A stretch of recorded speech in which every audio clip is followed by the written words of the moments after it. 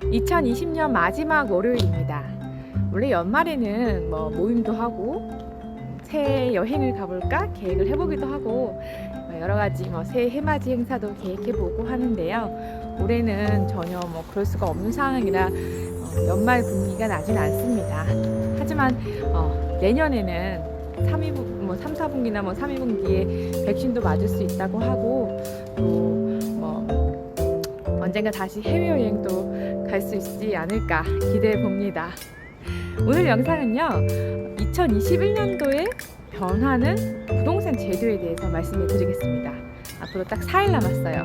4일 뒤부터 당장 1월부터 변하는 부동산 제도 5가지에 대해서 말씀드리겠습니다. 첫 번째는요, 세율 인상 및 세부담 상한이 변경됩니다. 2주택 이하 보유자의 경우에는 과세 표준 구간별로 0.1에서 0.3% 올라가고요. 3주택 이상과 조정 대상 지역 2주택자는 과세 표준 구간별로 0.6에서 2.8%로 인상됩니다. 기숙사 등을 제외한 법인 보유주택에 대해서는 최고 세율 적용해서요. 2주택자는 3%, 그리고 3주택 이상부터는 6%가 일괄 적용됩니다. 여기서 과세 표준 정할 때 주택 공시가격 적용하는 공정시장가액 적용 비율도요, 현재는 90%인데 내년부터는 95%로 인상이 됩니다. 그리고 세부담 상한은요, 조정 대상 지역 2주택자의 세부담 상한이 200%인데 이 내년부터는 300%로 인상이 되고요. 또 법인 보유주택 세부담 상한과 그리고 6억 원 기본 공제액도 폐지됩니다. 두 번째는요, 분양권이 주택수에 포함이 됩니다. 현재는 양도세를 부과할 때 그 분양권은 주택수에 포함되지 않잖아요. 그런데 앞으로 조정 대상 지역 내에서 주택을 팔 때 분양권도 이제 주택수에 포함이 돼서 양도세가 부과됩니다. 이게 어떤 게 중요한 거냐면, 내가 조정 대상 지역 내에 주택을 하나 가지고 있었어요. 그러면 1가구 2주택이잖아요. 그럼 비과세 만약에 요건이 충족이 된다면 비과세를 받을 수가 있는데, 내가 그때 분양권을 가지고 있어요. 그러면 비과세를 받을 수가 없는 거죠. 다만 내년 1월 1일 이후에 취득한 분양권에 대해서만 이렇게 적용이 된다고 합니다. 세 번째는요, 1가구 1주택 비과세 보유기간 상정 방식이 변경됩니다. 1가구 1주택 양도세 비과세 조건이 주택 2년 이상 보유기간 상정 방식이잖아요. 그게 2주택 이상 보유했던 세대가 하나 제외하고 모두 팔아서 이제 1주택자가 돼서 그 2주택자에 대한 그 비과세 혜택을 받으려면 보유기간 산정할 때 주택 취득일이 그 산정 기준이 아니라 다른 모든 주택을 팔고 내가 한 주택을 가지고 있을 때 그 시점부터 2년을 보유하고 있어야 되는 거죠. 다만 여기도 예외가 있어요. 일시적 2주택이라 또는 부득이한 사유로 2주택 비과세를 받을 때는 예외입니다. 네 번째는요, 양도세 최고 세율이 인상됩니다. 현재는 42%거든요. 그 과세 표준 5억 초과 시에 42%의 최고 세율을 적용하고 있지만 2021년부터는 한 구간이 늘어나요. 10억 초과 시에 이 구간이 신설이 되면서 45% 최고 세율이 이제 상향 조정이 되는 겁니다. 다섯 번째는요, 법인 보유주택 추가 세율이 인상됩니다. 법인이 보유한 주택을 양도할 때 추가 세율을 말하는 건데요. 현재는 기본 법인 세율 10에서 25%에서 10%를 추가해서 냈는데, 이제 2021년부터는 추가 세율이 10%에서 20%로 10%가 인상됩니다. 주택뿐만 아니라 입주권, 분양권도 추가 세율이 적용이 됩니다.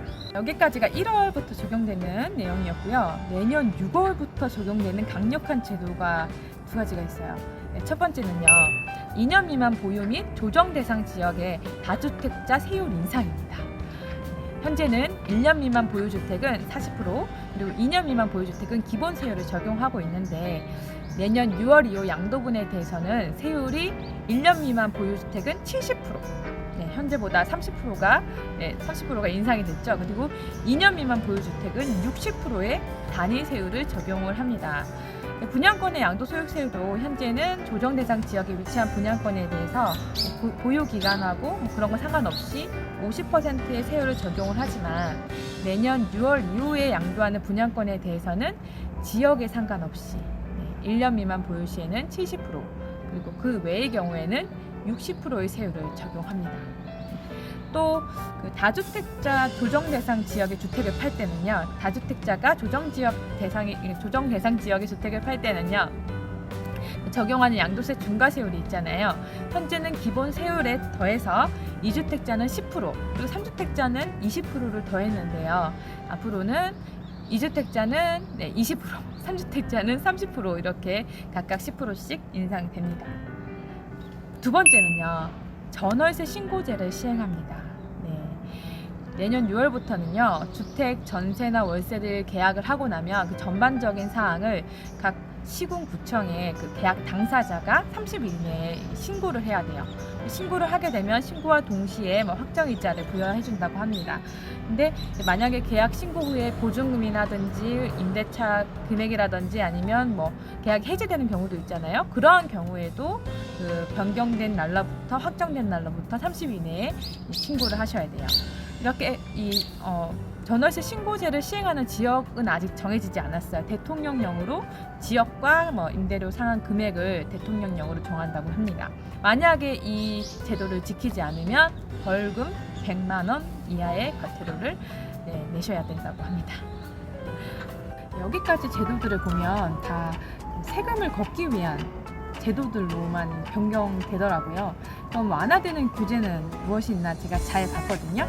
그랬더니 이제 청약 제도에서 소득 요건이 완화됩니다.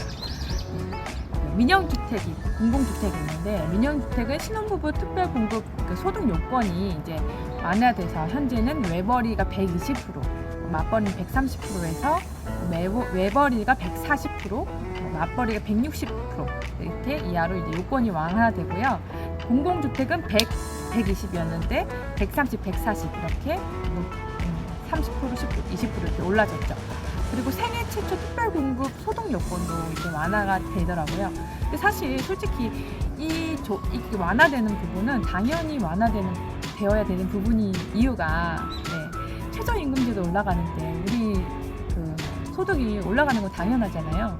그런데 이 조건조차 요건이 맞지 않아서 신혼부부인데 생애 최초인데 청약조차 넣지 못한다면 이거 당첨되지 말라는 말밖에 더 되겠어요?